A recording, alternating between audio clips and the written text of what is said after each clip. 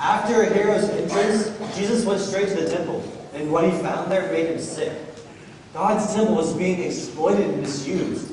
What was supposed to be a holy place had become a shopping mall. He threw out everyone there, setting up shop, buying and selling. He kicked over the tables of the loan sharks and of the dove merchants.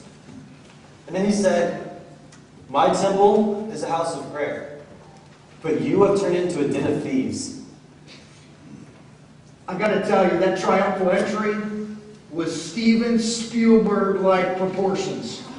It was an amazing, amazing moment in these people's lives. It wasn't just a parade.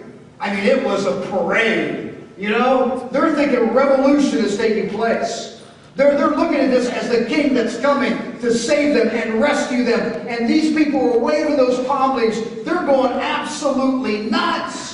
And in the middle of all that frenzy, in the middle of that hype, in the middle of that huge type atmosphere, I think they missed one of the most important moments of the entire event. It was Jesus as he was crying. Here's what it says in Luke 19. As Jesus saw the city, he wept. And he said, "If you had only recognized this day and everything that was good for you, but now it's too late." You see, Jesus was crying because he knew all the stuff in those people's lives, in our lives, that needed to change. He knew all the forgiveness that they needed to have.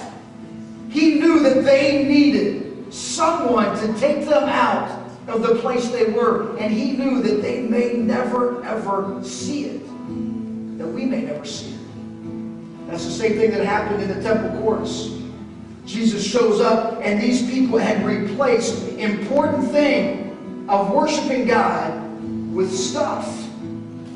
They had replaced it because they wanted money, because they were greedy, and they replaced God with this stuff that was out there. And you know what? I really think that Jesus would like to come to us, and he would like to ask us this question.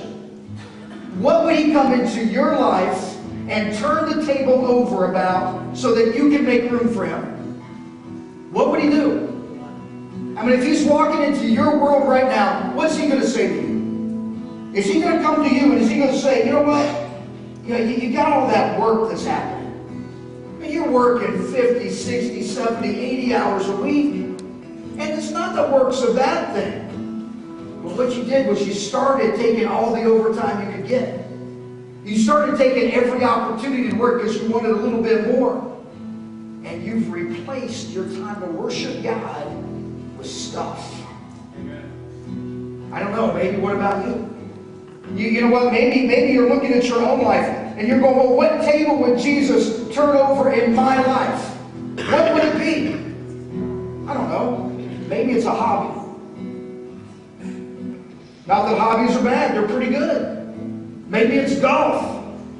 Maybe it's boating every weekend. You know what? They're great things. They're great family kind of things. But here's what happens. Oh, you know what? Sunday morning's the only time we can golf. It's the only time I can get a tee time. Sunday mornings, we only got the weekends to boat. And so you start pushing Jesus out of his rightful place, and you start putting those hobbies into his place, and Jesus steps into your life, and he wants to turn over the tables. And he's saying, "Listen, get things in order. Make room for me." And then you're going to start finding that happiness that you're looking for. But you're not finding it where you're looking right now. You know what? Maybe for you, I don't know, maybe it's financial. You know?